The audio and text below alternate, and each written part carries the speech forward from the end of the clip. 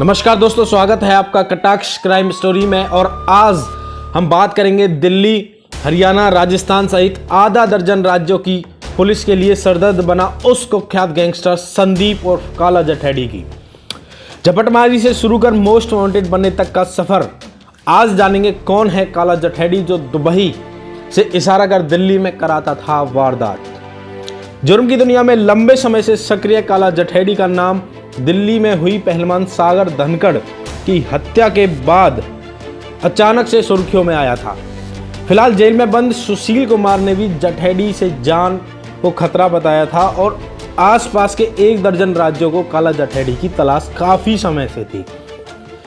Delhi police की special cell ने इसी साल सुनवाई जुलाई महीने में गैंगस्टर काला जठेडी को उत्तर प्रदेश के सहारनपुर से गिरफ्तार किया था और इसके साथ ही काला की सहयोगी लेडी डॉन अनुराधा को भी गिरफ्तार किया था। हरियाणा के सोनीपत जिले में जठेडी गांव के निवासी काला ने पिछले करीब 15-16 साल के दौरान आपराधिक दुनिया में तेजी से कदम बढ़ाया। हत्या, अपहरण, लूट, फिरौती, जमीन पर कब्जे जैसे कामों में मशहूर काला जठेडी के गैंग में सैकड़ों की संख्या में शूटर शामिल हैं। हरियाणा पुलिस ने उस पर इनाम की राशि को बढ़ाकर 7 लाख रुपए कर दिया और वहीं दिल्ली पुलिस ने भी उस पर मकोका लगा रखा था।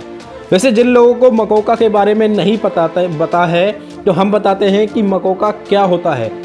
साल 1999 में महाराष्ट्र सरकार ने मकोका एक्ट बनाया। इसका मतलब होता है Maharashtra control of organised crime act. इसका मकसद था कि उस समय महाराष्ट्र में अंडरवर्ल्ड से जुड़े अपराधों को खत्म करना।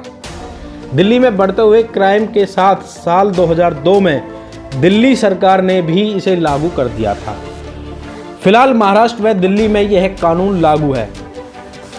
तो आते हैं काला जठेडी की कहानी पर कि भारत से दुबई व मलेशिया में बैठकर गैंग ऑपरेट करने वाला काला जठेडी 12वीं पास है और उसने पहले केवल ऑपरेटर का काम शुरू किया था, लेकिन उसको आगे जाने की बहुत जल्दी थी और देखते ही देखते हुए जुर्म की काली दुनिया में मुड़ गया।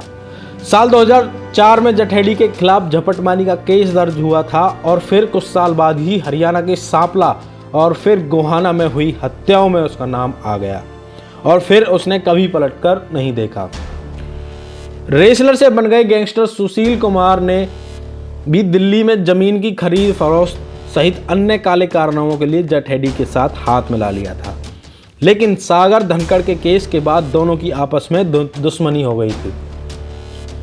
इन दोनों की दुश्मनी की वजह रही सागर धनखड़ का दोस्त सोनू महाल काला जठेडी का भांजा था। सुशील कुमार ने सागर धनखड़ के साथ सोनू महाल से भी हाथापाई की और इसी वजह के दोनों के बीच में ठन गई।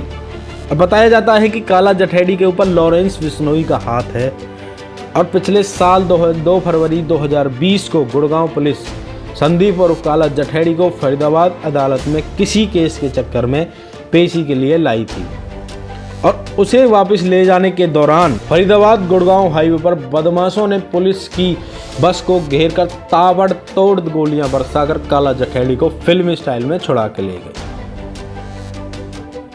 इस मामले में डबुआ थाने में मुकदमा दर्ज हुआ। तभी से काला जठेडी फरार था और बताया जाता है कि नेपाल के रास्ते दुबई निकलने की आशंका जताई जाती है।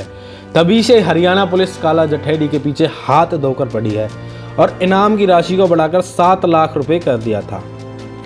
एक तरह से बहुत बड़ा सिरदर्द बन गया था काला जठेडी हरियाणा पुलिस के लिए, लेकिन सागर धनखड़ हत्याकांड के बाद दिल्ली पुलिस के लिए भी जरूरी बन गया था।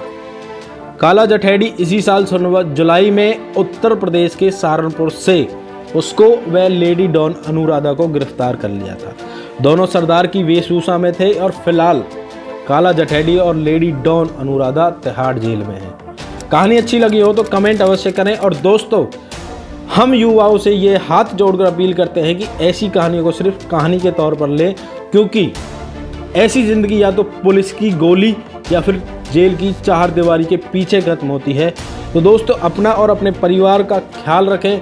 मिलते हैं अगली कहानी में। जय हिंद, जय भारत।